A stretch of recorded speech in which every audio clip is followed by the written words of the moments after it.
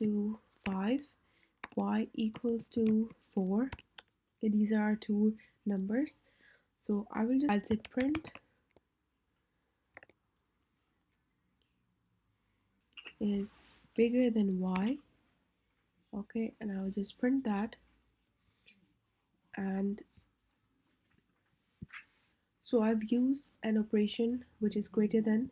So I've said x is greater than y, and I have printed that, and it says true. If I say x is smaller than y, and I print that, and it says false, so I can just test if x is greater than y or not. So just y, it will tell me false.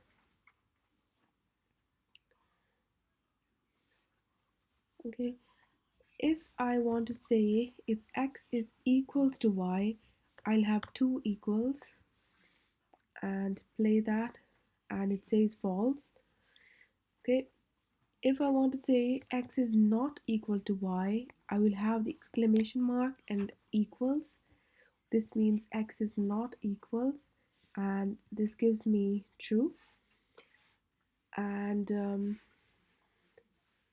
if I say x is y, and I play that, and it gives me false because x is not y, 5 is not 4, 5 is 5.